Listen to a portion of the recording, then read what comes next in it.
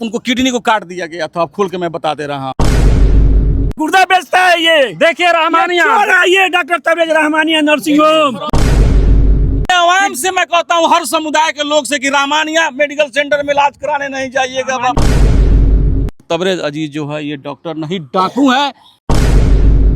आज एक शहर में ऐसा मर्माहत घटना घटी है जिसको आप बयान नहीं कर सकते हैं। आखिर लोग भरोसा करे तो करे किस पर, माने तो माने किसको। एक भयावह स्थिति जो हमारे शहर में एक हॉस्पिटल मतलब एक गॉड गिफ्ट लोग मानता था, शुरू से कहता था कि अगर जान बचाना है तो रहमानिया जाना पड़ेगा। लेकिन रहमानिया के ऐसे करतूते से लोग वाकिफ नहीं थे और अंदर घुसने के बाद बाहर बॉडी लेकर के निकल जाते थे और भरोसा करते थे कि ऊपर वाले ने ही जान ले लिया है, इसमें गलती किसकी है। लेकिन ऐसा जो करतूत जब सामने खुल करके आई है तो रोम खड़े कर देने वाली ये करतूतें सामने आई है। जो यहीं बरियारपुर में बस रहमानिया के बगल में वहाँ पे लोग गए एक किडनी के छोटा सा किडनी का ऑपरेशन कराने के लिए, और ऑपरेशन के दौरान किडनी को फाड़ के उसके अंदर क्या क्या न करके, वो तो पोस्टमार्टम और जांच की विषय है, और पोस्टमार्टम भी हुआ है, लाइव भी हुआ है, सामने सभी जनता के सामने आ जाएगी। लेकिन इसकी पर्दाफाश करना, ये शहर के लगभग कुछ ऐसे भी अस्पतालें हैं जहां पेशेंटों को जाने के बाद किसी अटेंडेंट को घुसने नहीं दिया जाता है। वहीं पे शक जाहिर होता है कि चोर के ठिकाने में आप घुस चुके हैं। जहाँ अगर किसी अटेंडेंट को घुसने नहीं दे, पेशेंट से मिलने नहीं दे, तो समझिए कि चोरों के कब्जे में जिस तरह अपहरण कर लिया जाता है किसी को, उसी तरह यहाँ के जल्लादों ने पेशेंटों का अपहरण कर लेता है और उसके अटेंडेंट्स को अंदर घुसने नहीं देता है। उस समय लोगों को मैं अपने चैनल के माध्यम से सतर्क कराना चाहता हूं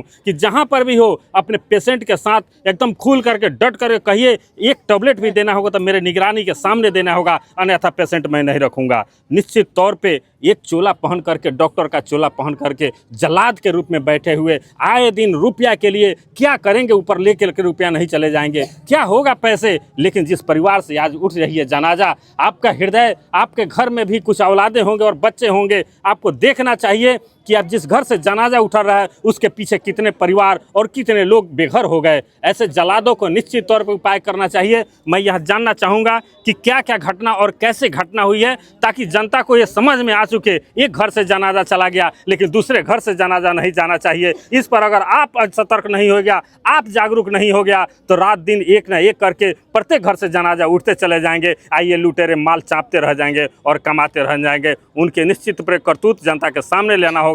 मैं बात करना चाहता हूँ, कैसे हुआ था सर?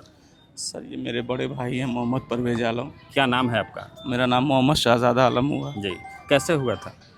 मैंने सबसे पहले तो आपके माध्यम से पूरे आवाम तक ये मतलब हम अपनी मैसेज छोड़ना चाहूँगा कि एक रोड पर बैठे कोई आदमी अगर सामने दिखा के इलाज कर रहा है तो वहाँ विश्वास करके इलाज करा लेंगे। लेकिन रहमानिया मेडिकल सेंटर में नहीं जाना है। वहाँ पे काहे के लिए इलाज किया? इनका पेट में किडनी में स्टोन था छोटा सा, उसी का ऑपरेशन कराने के लिए खुद ये अपने ससुर को बैठा के, अपने ससुर को, और बाइक चला के गए रहमानिया में, जाकर वहाँ पे एडमिट हुए। पीछे से हम लोग अपने भाई के अथी में गए और जाने के बाद तुरंत इनको एडमिट कर लिया और बोला कि हम लोग जब गए तो बोले हमारा भाई कहाँ है, तो नहीं ऑपरेशन थिएटर में चले गए, इनका ऑपरेशन हो रहा है। तो हम लोग नहीं, हम लोग डॉक्टर तबरेज अजीज से ही ऑपरेशन कराएंगे, जो पहले बात हुई है, और अगर वो नहीं करेंगे तो हम लोग नहीं कराएंगे। उनसे हमारी बात हुई तो नहीं, डॉक्टर तबरेज अजीज ही ऑपरेशन कर रहे हैं, वो अपना टीम लेकर, कहीं से कोई दिक्कत नहीं, आप अपना बैठ जाइए।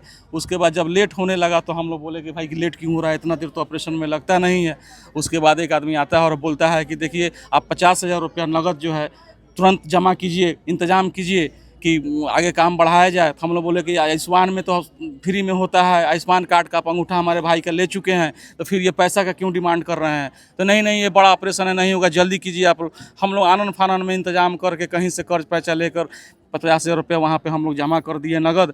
उसके बाद होता है फिर 1 घंटा के बाद कहते हैं कि जल्दी 1 यूनिट ब्लड का इंतजाम किया जाए। फिर हमने अपने दोस्तों को फ़ोन किया, वहाँ से आकर 1 यूनिट ब्लड अपना दिया। फिर वहाँ से ब्लड बैंक उनके ऊपर है 4 मंजिल पर, वहाँ से ब्लड मिला, हम लोग को जाकर चढ़ने लगा। फिर बोलते हैं कि 2 यूनिट प्लाज्मा लाइए। फिर 2 यूनिट हम लोग 5,000 रुपया नगद देकर वहाँ से प्लाज्मा लेकर आए। फिर बोले कि भाई माजरा क्या है कि मेरे भाई के साथ ऐसा हो रहा है, एक बार हम लोग को दिखा दीजिए, डॉक्टर से मिला दीजिए। नहीं। उसके बाद हम लोग अंदर जाने की कोशिश किए तो धक्का मार के वहाँ से बाहर निकाल दिया गया, बोला कि नहीं आप लोग अलाउ नहीं है करके।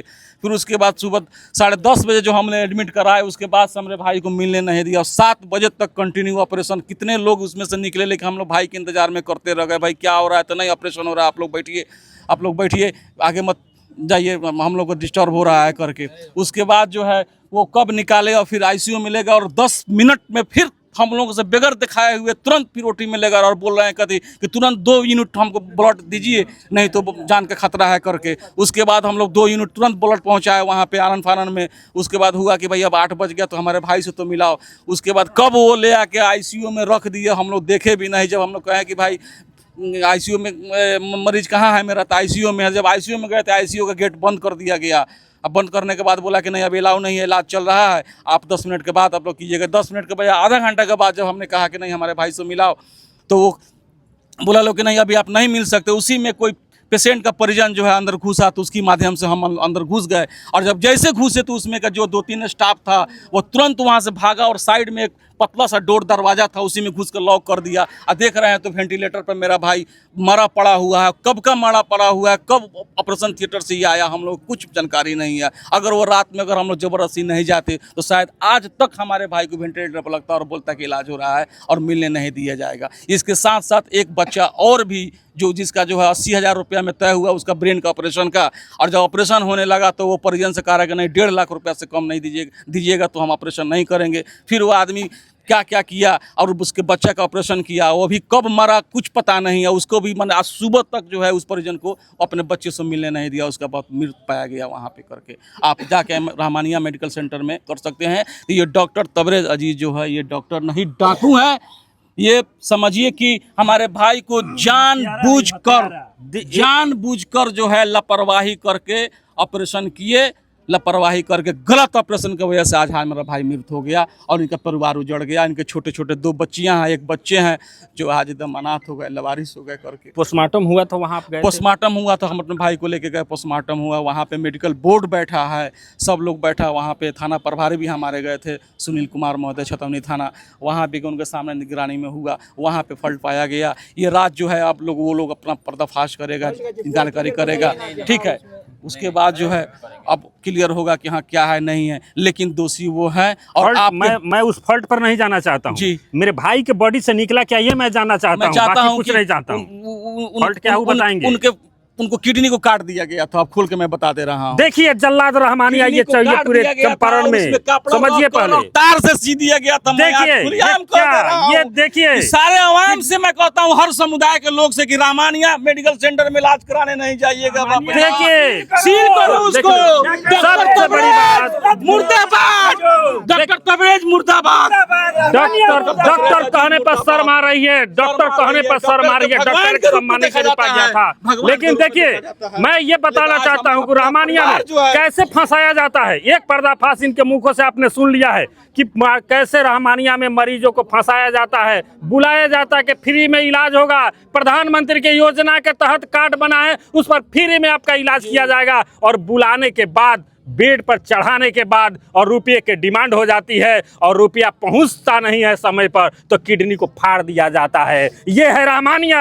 आप सबको समझना पड़ेगा, ऐसे रहमानिया को बंद करने की जरूरत है। ये जलाद है। अभी लोगों का ये गुस्सा देखिए कैसे टूट पड़ा है। लोग ये चाहते हैं कि रहमानिया बंद हो।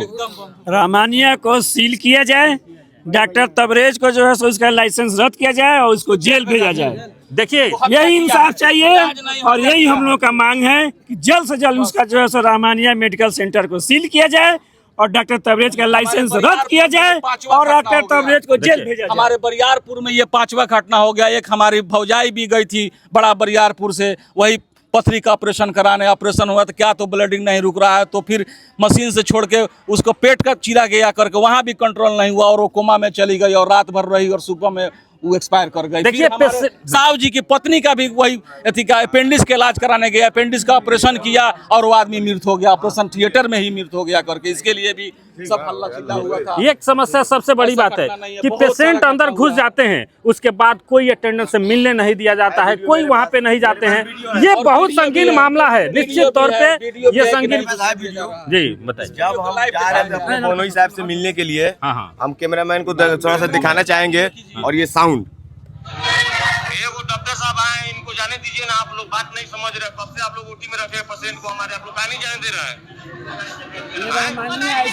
नहीं मिलने देने का कारण है, काम करता है, गुर्दा काटता है, गुर्दा चोर है, गुर्दा बेचता है। ये देखिए रहमानिया, ये doctor Tabrez Rahmania nursing home गुर्दा चोर, हर मरीज का गुर्दा काटता है, गुर्दा निकालता है, गुर्दा बेचता है, ये व्यापार है। ये देखिए किडनी निकाल कर बेचने का काम रहमानिया करता है। देखिए सबसे पहले एक बात बताइए, रहमानिया जो हॉस्पिटल है उसका ऑथराइज किसने दिया है कि वहाँ के बच्चों को ट्रेनिंग कराओ मेडिकल का? नेपाल की लड़की को, दार्जिलिंग की लड़की को, इधर देखिए नेपाल की लड़की को, दार्जिलिंग की लड़की को बुला कर वहाँ ट्रेन।